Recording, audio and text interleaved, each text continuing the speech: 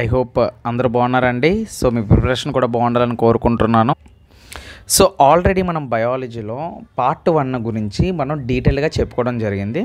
So ఈ వీడియోలో మనం పార్ట్ 2లో కొన్ని రిమైనింగ్ థింగ్స్ ఉన్నాయండి మినరల్స్ కోసం. సో ఇందులో కంప్లీట్గా మనం క్లియర్ చేసేద్దాం ఆ టాపిక్, ఓకేనా. సో పార్ట్ 1లో నేను ఏం చెప్పాను, మెగ్నీషియం కోసం చెప్పాను, ఆ తర్వాత మాంగనీస్ దగ్గర ఆగిపోయాను, ఓకేనా. సో మాంగనీస్ ఏంటో చూద్దాం.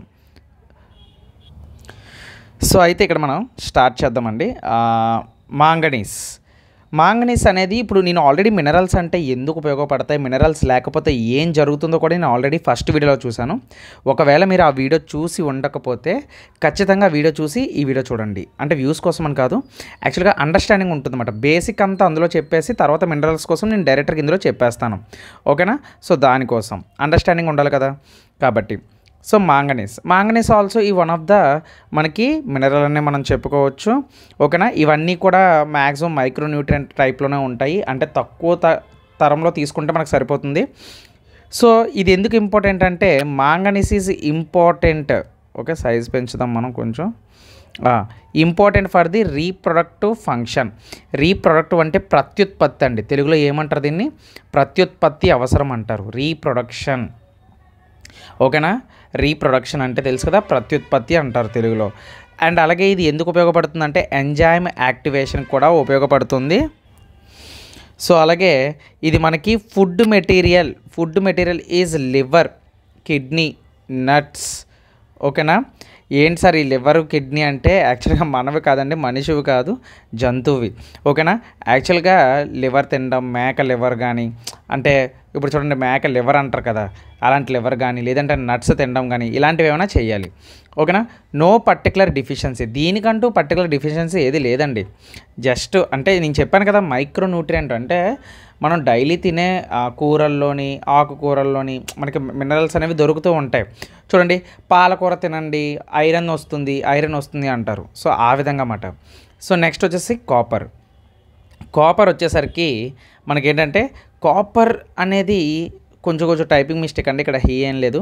Copper is very important for the synthesis reaction of haemoglobin, చాలా ఇంపార్టెంట్ అండి. తెలుగులో మీకు అర్థం అవ్వాలని ఇక్కడ రాసాను చూడండి, రక్తం తయారు అవ్వడానికి చాలా అవసరం. కాపర్ అనేది ఏంటి, రక్తం తయారవ్వడానికి చాలా అవసరం. మనకి ఎగ్జామ్లో ఏ విధంగా అడుగుతాడంటే హెమోగ్లోబిన్కి సంబంధించిన క్వశ్చన్ పరంగా మనకు అడుగుతాడు. ఎలాగా అంటే అది ఎలాగైనా అవ్వచ్చు, కాపర్ అన్నాడు అనుకోండి, అంటే ఆప్షన్లో కాపర్ అని ఉంటే మీకు ఒకటే గుర్తు రావాలి, రక్తం తయారవడానికి యూజ్ అవుతుంది, అంటే హెమోగ్లోబిన్ సింథసిస్ రియాక్షన్ అవ్వడానికి మనకు ఉపయోగపడుతుంది. తెలుగు వాళ్ళకి ఈ విధంగా ఆలోచించవచ్చు. సో ఓకేనా, అందుకని ఇక్కడ ఇలా రాయడం జరిగింది.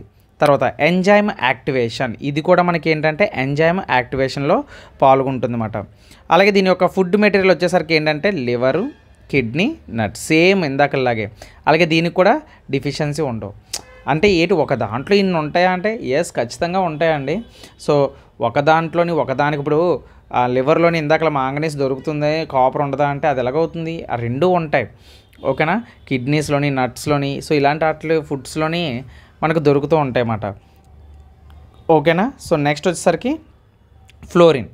ఫ్లోరిన్ అనేది చాలా ఇంపార్టెంట్ అండి. ఎంత ఇంపార్టెంట్ అంటే మనకి ఈ ఫ్లోరిన్ అనేది, ఇక్కడ క్లోరిన్ అని వచ్చిందా, ఇంపార్టెంట్ ఫర్ ది, క్లోరిన్ కాదండి ఇది ఫ్లోరిన్, టైపింగ్ మిస్టేక్ చేశాను. Important for the enamel synthesis for the tooth, అంటే దంతాల పైన, ఇక్కడ ఫ్లోరిన్, ఇది క్లోరిన్ కాదు యాక్చువల్లీ, ఇలా టైప్ చేయాలండి నేను, ఓకేనా. ఇలా టైప్ చేసుకుంటూ వెళ్తేనే ఇంత టైం పట్టింది నాకు, ఓకే.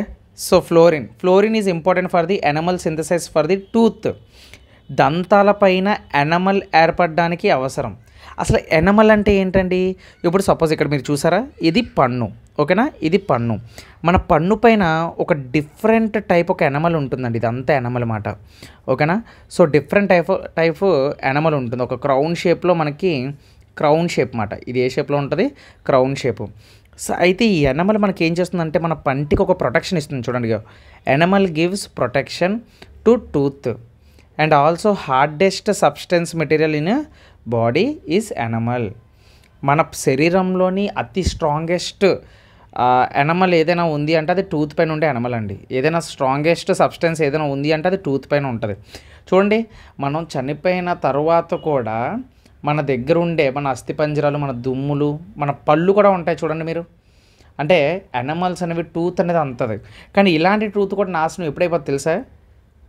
కక్కుర్తిపడి మనం చాక్లెట్లు తినడం, స్వీట్స్ ఎక్కువగా తినడం, ఎక్కువగా యాసిడ్కి సంబంధించినవన్నీ వేసుకోవడం నోట్లోని, రాత్రులు బ్రష్ చేయడం మానేయడం, పొద్దున్న ఒకసారి ఈ అని పళ్ళు తోమేసి ఆపేయడం. సో ఆ విధంగా చేస్తే ఏమవుతుంది, పళ్ళల్లోని టూత్ ఎనమిల్ అనేది యాసిడ్ ఎక్కువైపోతుంది.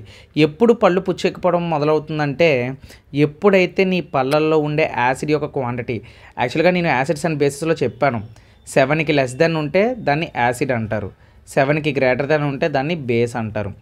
ఎప్పుడైతే నీ యొక్క పళ్ళల్లోని 5.5 pH వాల్యూ వస్తుందో, ఇవన్నీ ఏంటి pH వాల్యూ, ఎప్పుడైతే నీ టూత్లోని యాసిడ్ ఉంటుందో అంటే లెస్ దెన్ 7 ఉంటుందో, ఈ పాయింట్ నీ పళ్ళల్లో వచ్చిన తర్వాత నీకేమొస్తుందంటే టూత్ డికే వస్తుంది. టూత్ డికే అంటే పళ్ళు పుచ్చిపోవడం, టూత్ డికే. అర్థమైందండి? సో ఈ విధంగా మాట టూత్ డికే అనేది వస్తుంది. అయితే ఫ్లోరిన్ ఎక్కువగా అంటే రావడం వల్ల వచ్చే వ్యాధి ఏంటంటే, ఫ్లోరిన్ ఎక్కువ కావడం వల్ల వచ్చే వ్యాధి ఏంటంటే, మనం ఇక్కడ నేను రాశాను ఇక్కడ చూడండి, ఎక్కువ కావడం వల్ల వచ్చే వ్యాధి ఏంటి అంటే ఇక్కడ మనకి ఫ్లోరోసిస్ మాట. అదేంటి ఎక్కువ ఎలా అవుతుంది అంటే, ఫర్ ఎగ్జాంపుల్ ఒక ఎగ్జాంపుల్ చెప్తాను చూడండి. ఇక్కడ ఒక ఎగ్జాంపుల్ రాశాను. డ్రింకింగ్ వాటర్లో ఫ్లోరిన్ అనేది 1.5 ppm కన్నా ఎక్కువగాని ఉంటే ఇది వస్తుంది. సో నేను చదవడమే కాదు, ఇక్కడ తెలుగులో కూడా నేను రైటింగ్తో రాశాను, ఒకసారి అర్థం చేసుకోండి. సో ఒకవేళ ఎక్కువ కావడం వల్ల వచ్చే వ్యాధి ఫ్లోరోసిస్ అయినప్పుడు ఇప్పుడు డ్రింకింగ్ వాటర్లో 1.5 ppm కన్నా ఎక్కువ వాటర్ అంటే ఎక్కువ ఫ్లోరిన్ అనేది ఉంటే ఇది వస్తుందన్నమాట. ఎక్కువ ఎక్కడ ఉంటుంది ఫ్లోరిన్ అనేది? Ground water contains more fluorine because of rocks. అంటే భూమి లోపల అట్టడుగున ఉండే రాళ్ళు అనేవి ఏం చేస్తాయి అంటే సారం, ఆ రాళ్ళల్లో ఉండే మినరల్స్ అన్నీ కూడా వాటర్లో కలిసిపోతాయి. ఆ వాటర్లో కలిసిపోవడం వల్ల మనకి ఇది ఏంటంటే గ్రౌండ్ వాటర్లో మనకి ఫ్లోరిన్ అనేది ఉంటుందన్నమాట. అలాగే న్యాచురల్ పొల్యూషన్స్లో కూడా ఫ్లోరిన్ ఉంటుంది. అలాగే ఎర్సనిక్ అనే ఎలిమెంట్ ఉంటుంది, మినరల్ ఉంటుంది. సో చూడండి, ఇక్కడ మీకు ఫోటో చూపిస్తాను చూడండి. ఫ్లోరోసిస్ అనేవి రెండు రకాలు. ఇది నాక్నీ డిసీజెస్ అంటారు, దీన్ని నాక్నీ డిసీజ్ అంటారు. అంటే మీకు ఎలా చెప్పాలంటే రెండు రకాలుగా వస్తుందండి. ఒకటి దాంట్లో ఎలా వస్తుందంటే డెంటల్ ఫ్లోరోసిస్ అని వస్తుంది. ఎవరికైనా ఫ్లోరిన్ ఎక్కువైపోతే పళ్ళు చూడండి ఇలాగ అయిపోతాయి అన్నమాట. చూడండి, పళ్ళు యాక్చువల్గా పసుపు పచ్చగా చూడండి గంటల్లో పడిపోయి పళ్ళంతా ఇదిగా అయిపోయి ఏదో గుట్కా నమిలినట్లు ఆ పళ్ళు చండాలంగా ఇంకా అసలు పళ్ళు నాచు పట్టేసినట్లు ఉంటాయన్నమాట. ఇది యాక్చువల్గా వన్ ఆఫ్ ద ఫ్లోరోసిస్ వ్యాధి ఇది. ఓకేనా? ఇది బ్రష్ చేయకపోవడం వల్ల వచ్చే వ్యాధి అంటే కాదు. యాక్చువల్గా బ్రష్ చేయకపోతే పళ్ళు పాడైపోతాయి, నేను అది కూడా చెప్పగలను. ఎందుకంటే మనం తింటున్న food most of the time యాసిడే ఉంటుంది. కాబట్టి ఇక్కడ పేస్ట్ ఏంటి? బేసు. కాబట్టి పళ్ళు తోముకోవడం ఎందుకంటే ఇంపార్టెంట్, మనం బేస్ని పంపించాలి పళ్ళకి, అప్పుడే పళ్ళు అనేవి న్యూట్రల్ అవుతాయి. అర్థమైందా? సో ఆ విధంగా చెప్పుకోవచ్చు అన్నమాట. అది ఫ్లోరోసిస్ వ్యాధుల్లో వచ్చే రెండో టైప్ ఏంటంటే స్కెలిటల్ ఫ్లోరోసిస్ అంటారు. స్కెలిటల్ ఫ్లోరోసిస్ అంటే చూడండి, ఇక్కడ ఒక అతనికి కాళ్ళు వంకరగా బెండ్ అయిపోయి, అతను నడిచినప్పుడు కూడా ఎలాగా స్ట్రైట్గా నడవలేడు. అతను చూడండి కాళ్ళు దుమ్ములు ఎలాగైపోయావు, బెండ్ అయిపోయి. దీన్నే నాక్నీ డిసీజెస్ అంటారు. స్కెలిటల్ ఫ్లోరోసిస్ వల్ల వస్తుందన్నమాట. స్కెలిటల్ ఫ్లోరోసిస్ అని కూడా అంటారు. అర్థమైందండి? అర్థమవుతుందా మీకు? అంటే జస్ట్ నేను ఎక్స్ప్లెయిన్ చేస్తాను రాసేసి. ఓకే, సో ఈ 2 టైప్స్ ఆఫ్ ఫ్లోరోసిస్ ఉంటాయన్నమాట. అంటే దీని అర్థం నువ్వు ఫైనల్గా నువ్వేం అర్థం చేసుకోవాలి, నువ్వు త్రాగే నీళ్ళల్లో ఎక్కువగా ఫ్లోరిన్ ఉంటే అది బోన్స్లో వెళ్ళి కూర్చుంటుంది. నీకు అర్థమవుతుందా? నువ్వు త్రాగే నీళ్ళల్లో ఎక్కువగా ఫ్లోరిన్ ఉంటే అది బోన్స్లో వెళ్ళి కూర్చుంటుంది. అప్పుడు నీకు ఏమవుతుంది? అసలు బోన్స్లో ఏముండాలి? అసలు బోన్స్లో కాల్షియం ఉండాలి. అప్పుడు ఇది వెళ్ళి కూర్చుండిపోతే కాల్షియం ఎక్కడికి వెళ్తుంది పాపం? వెళ్ళలేదు కదా. అప్పుడు ఏమవుతుంది? కాల్షియం ఉండదు కాబట్టి బోన్స్ బెండ్ అయిపోతాయి. సో ఒకరు కూర్చోవాల్సిన ఎవరి ప్లేస్ వాళ్ళే కూర్చోవాలి. వేరే వాళ్ళు వెళ్ళి ఆ ప్లేస్లో కూర్చున్నారనుకోండి తేడాలు వచ్చేస్తాయి బాడీలో. సో కాల్షియం ఉండాల్సిన ప్లేస్లో ఫ్లోరిన్ వెళ్ళిపోయింది అనుకోండి, అప్పుడు ఏమవుతుంది? బోన్స్ ఇలాగా బెండ్ అయిపోతాయి. సో ఇక్కడ ఇది మ్యాటర్ అన్నమాట. ఓకేనా? అందుకే కాల్షియం లేకపోవడం వల్ల మనకి బోన్స్ అనేవి ఏమైపోతాయి? సాఫ్ట్గా అయిపోతాయి. So one of the type of diseases అండి ఇవి, ఫ్లోరిన్ వల్ల వచ్చేవి. ఓకేనా? Next sulphur. సల్ఫర్ చూసినట్లయితే మనకి ఇక్కడ సల్ఫర్, ఓకే, సల్ఫర్ చూసినట్లయితే sulphur is a part of amino acid. ఇది నేను చెప్తానండి, one of the important topic. Amino acids అనేవి మన బాడీలో ఉంటాయి, ఓకేనా. సిస్టైన్ అండ్ మిథాయినైన్ ఇవనేవి ఏంటంటే ఈ ప్రోటీన్స్ అనేవి కూడా మనకి ఏంటంటే ఎమినో యాసిడ్స్ తయారు చేస్తాయి, మేడప్ ఆఫ్ ఎమినో యాసిడ్స్, ఓకేనా. వీటికి కావాల్సిన అంటే ఈ ఎమినో యాసిడ్స్లో వన్ ఆఫ్ ద పార్టే సల్ఫర్ అని ఇక్కడ నేను చెప్తున్నాను అనమాట. మీకు అర్థమవుతుందా? ఎమినో యాసిడ్స్లో పార్ట్ ఇక్కడ సల్ఫర్ అన్నమాట. అయితే మరి ఈ సల్ఫర్ మనకి ఎందులో ఉంటుందంటే గార్లిక్ అంటే ఇదేనండి, అల్లమే కదా గార్లిక్ అంటే. సో ఆనియన్, అలాగే ఉల్లిపాయ, ఓకేనా. గార్లిక్ కంటేను హయ్యెస్ట్ సల్ఫర్ అండి, గార్లిక్ కంటేను హయ్యెస్ట్ సల్ఫర్. అలాగే ఆనియన్లో కూడా ఉంటుంది. వన్ ఆఫ్ ది ఇంపార్టెంట్ ఏంటంటే మనకి సల్ఫర్ టైప్లోనే ఒక వాయువు ఉంటుందండి. ఉల్లిపాయలు కోసినప్పుడు మనకి కళ్ళంట నీళ్ళు వస్తాయి కదా, యాక్చువల్గా మీకు అది చెప్పాలి, ఇంపార్టెంట్. సో ఉల్లిపాయలు మనం కోసినప్పుడు మనకి ఏంటంటే ఒక గ్యాస్ రిలీజ్ అవుతుందండి. ఆ గ్యాస్ని యాక్చువల్గా ప్రొపనెంథియల్ ఎసాక్సైడ్ అంటారు. ఈ గ్యాస్ అనేది ఏంటంటే వాటర్తో రియాక్ట్ అయ్యి, ఎప్పుడు ఏ వాటర్ అనుకున్నారు, మన కంటి లోపల ఒక వాటర్ ఉంటుంది. అంటే ఫర్ ఎగ్జాంపుల్ ఇప్పుడు సపోజ్ మన కళ్ళు ఉన్నాయండి, మన కళ్ళు ఇలా ఉన్నాయి. సో ఇప్పుడు మన కంట్లోని నేను ఆల్రెడీ చెప్పాను, అంటే ఒక వీడియోలో చెప్పాను నేను దీనికోసం, ఏంటి మన కంటి లోపల వాటర్ ఉంటుందండి. మన కంటి లోపల ఏముంటుంది? వాటర్ ఉంటుంది. అయితే ఎప్పుడైతే మనం ఒక ఉల్లిపాయని కోసామో ఈ ఉల్లిపాయలో ఒక గ్యాస్ ఉంటుందన్నమాట. ఈ గ్యాస్నే ప్రోపనెంథల్ అంటారు. ఏమంటారు? ప్రోపనెంథియల్ ఎస్ ఆక్సైడ్ అంటారు. ఇది ఒక గ్యాస్. ఈ గ్యాస్కి ఎప్పుడైతే వాటర్ తగులుతుందో, చూడండి ఇది గ్యాస్, దీనికి ఎప్పుడైతే వాటర్ తగులుతుందో వెంటనే ఈ యొక్క రియాక్షన్ ఏమవుతుందంటే react with water in your eyes, ఇది ఒక యాసిడ్ని రిలీజ్ చేస్తుంది అన్నమాట. ఈ రెండు కలిసి ఒక యాసిడ్ని ఫామ్ చేస్తే ఆ యాసిడ్ పేరే ఏంటంటే సల్ఫ్యూరిక్ యాసిడ్. ఇప్పుడు మీకు అర్థమైందా? సల్ఫ్యూరిక్ యాసిడ్ అనేది అవుతుందన్నమాట. మరి ఈ సల్ఫ్యూరిక్ యాసిడ్ ఏం చేస్తుందంటే కళ్ళుని ఇరిటేట్ చేస్తుంది, అలాగే ఆ కళ్ళల్లో నుంచి నీళ్ళు వచ్చేలాగా, మొత్తం నీళ్ళన్నీ బయటకు వచ్చేసేలాగా చేస్తుందన్నమాట, ఓకేనా. అందుకనే మనకి ఆనియన్స్ కోసినప్పుడు అందులో నుంచి వచ్చే గ్యాస్ మన కంట్లో ఉండే వాటర్తో రియాక్ట్ అవ్వడం వల్లే కళ్ళు మండుతాయి మనకి. కావాలని నువ్వు కళ్ళు మూసుకుని కొయ్యు, నీకు కళ్ళు మంటలు రావు. నువ్వు కళ్ళు ఎప్పుడైతే తరిచి ఆ గ్యాస్ అనేది నీ కంట్లో ఉండే వాటర్తో రియాక్ట్ అవుతుందో అప్పుడు మాత్రమే నీ కళ్ళు మంటలు వస్తాయి. ప్రొపనెంథియల్ ఎసాక్సైడ్ అనే గ్యాస్ ఉంటుంది, అది వాటర్కి ఎప్పుడు రియాక్ట్ అవుతూ ఉంటుంది. సో నీ కంట్లో ఉండే వాటర్తో రియాక్ట్ అవ్వడం వల్ల ఈ రెండు కలిసి సల్ఫ్యూరిక్ యాసిడ్ని క్రియేట్ చేసి, ఈ సల్ఫ్యూరిక్ యాసిడ్ యొక్క థింగ్ ఏంటంటే కళ్ళుని ఇరిటేట్ చేయడం, కళ్ళలోని వాటర్ని బయటికి తీసేయడం, అంటే వచ్చేస్తుంది ఆటోమేటిక్, కళ్ళలో నుంచి వాటర్ అనేది బయటికి వచ్చేస్తుంది అన్నమాట. సో ఇది సల్ఫర్కి సంబంధించిన టాపిక్, ఓకే. నెక్స్ట్ సెలీనియం అని ఒక మినరల్ ఉంది.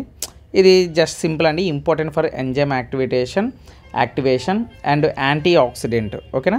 ఇది ఎందులో దొరుకుతుందంటే సీ ఫుడ్, ఫ్రూట్స్, వెజిటేబుల్స్, నట్స్లో మనకి దొరుకుతుంది. అంటే పెద్ద ఇంపార్టెంట్ కాదు, బట్ ఉంటాయి మినరల్స్ కొన్ని ఉంటాయి కదా, మనం ఏది వదలకుండా అన్నీ కవర్ చేద్దామని చెప్పి ఈ విధంగా మనం చెప్పుకుంటున్నాం, ఓకేనా. Next chromium. సో క్రోమియం మనం చూసినట్లయితే it is important for carbohydrates అండి, important for carbohydrates, proteins, lipids, metabolism అంటే నేను చెప్పాను కదా, ఇంతకుముందు వీడియోలో చెప్పాను. మెటాబోలిజం అంటే ఒక కెమికల్ రియాక్షన్, మన బాడీలోని ఫుడ్ అనేది ఎనర్జీగా మారడాన్ని మెటాబోలిజం అంటారు, ఓకేనా. So important for the carbohydrates అని చెప్పుకోవచ్చు, ప్రోటీన్స్ అని చెప్పుకోవచ్చు. లిపిడ్స్ అంటే ఏం లేదండి, లిపిడ్స్ అంటే కన్ఫ్యూజ్ అవ్వదు. లిపిడ్స్ అంటే oils and fats, oil plus fats, oils అయినా అవ్వచ్చు, ఫ్యాట్స్ అయినా అవ్వచ్చు. లిపిడ్స్ అంటే మనం ఒంట్లో కొవ్వు అది ఉంటుంది కదా, ఆయిల్స్ ఉంటాయి, ఫ్యాట్స్ ఉంటాయి, వాటికి సంబంధించిన వాటిని లిపిడ్స్ అంటారు, ఓకేనా. సో దీనికి సంబంధించినవి ఏంటంటే food materials are nuts, leaf, vegetables, fruits, దీనికి సంబంధించి ఏ డిఫిషియన్సీ లేదు మాట, ఓకేనా. సో అది ఓకే. అక్కడ ఫుడ్ కాదు, ఇదేంటి నేను ఎలా చదివిస్తాను, అయ్యో ఫుడ్ అండి. యాక్చువల్గా నేను కొన్నిసార్లు వాయిస్ రికార్డ్ ఇస్తూ టైప్ చేస్తాను కదా, సో ఆ టైంలో ఇటువంటి చిన్న మిస్టేక్స్ అవుతాయి, వీటిని నెగ్లెక్ట్ చేసండి. Food materials are nuts, leaves, vegetables and fruits, okay. There is no deficiency about chromium, okay, next వచ్చేసరికి మాల్బిడినం. ఓకే, మాల్బిడినం. సో ఇది పెద్దగా ఇంపార్టెంట్ ఏం కాదండి, ఇది కూడా ఎంజైమ్ యాక్టివేషన్. ఏంటి సార్ ఇన్ని చెప్తున్నారు ఎంజైమ్ యాక్టివేషన్ కంటే? యాక్చువల్గా మినరల్స్ అనేవి కూడా మనకి ఎక్కువగా ఎంజైమ్ యాక్టివేషన్లో పాల్గొంటాయండి. అందుకే మనకి మినరల్స్ అనేవి చాలా ఇంపార్టెంట్ బాడీలో. ఓకేనా. నెక్స్ట్ వచ్చేసరికి కోబాల్ట్ వచ్చేసరికి cobalt is very important for the B12 vitamin అండి. It is important for the B12 vitamin అని మనం చెప్పుకోవచ్చు. సో ఇక్కడతో మనకి లెసన్ 1 కంప్లీట్ అయిపోయిందండి. ఇప్పుడు మనం లెసన్ 2 కార్బోహైడ్రేట్స్. ఇక్కడ నుంచి సూపర్గా ఉంటాయండి లెసన్స్. మరి ఎలా ఉంటాయంటే ఉంటే అంత ఎక్కువ. అసలు మనిషి జీవితం ఎలా ఉంటుందంటే ఒకటి ఎక్కువైనా ప్రమాదమే, ఒకటి తక్కువైనా ప్రమాదమే. నీకు హై గ్లూకోజ్ ఉందనుకో షుగర్ వచ్చేస్తుంది, లో గ్లూకోజ్ ఉందనుకో లో షుగర్ వస్తుంది. హై ఉంటే హై షుగరు, లో ఉంటే లో షుగరు. మరి ఎంత ఉండాలిరా నాయన అంటే దానికంటూ ఒక లిమిట్ ఉంటుంది. ఇప్పుడు అది కాన్స్టెంట్గా ఉంచగలమా అంటే మనం డైలీ తినే ఫుడ్స్లోనే అది కష్టం. సో మనిషి జీవితం ఇలాగ అయిపోద్దండి. బయాలజీ చదివినప్పుడు మనకి ఓరు బాబాయ్ దీన్ని ఎలా మెయింటైన్ చేయాలరా నాయన అనిపిస్తుంది. సో నేను స్టార్టింగ్ బయాలజీ చదివినప్పుడు కూడా నాకు ఇలాగే అనిపించింది. సో నేను రాసిన ఈ మ్యాటర్లో చదివితే మీకు కూడా అదే విధంగా అర్థమైపోతుంది అన్నమాట. ఐ హోప్ ఫస్ట్ లెసన్ మీకు అర్థమైంది అనుకుంటున్నాను. ఇప్పుడు మనం కార్బోహైడ్రేట్స్ నెక్స్ట్ వీడియోలో మనం కంప్లీట్ చేద్దాం. ఇది చాలా పెద్ద లెసన్ అండి. సో కార్బోహైడ్రేట్స్ సంబంధించిన ప్రతి ఇన్ఫర్మేషన్ మనం ఇక్కడ చెప్పుకుందాం. సో నెక్స్ట్ వీడియోలో కలుద్దాం. Until then keep watching. జై హింద్.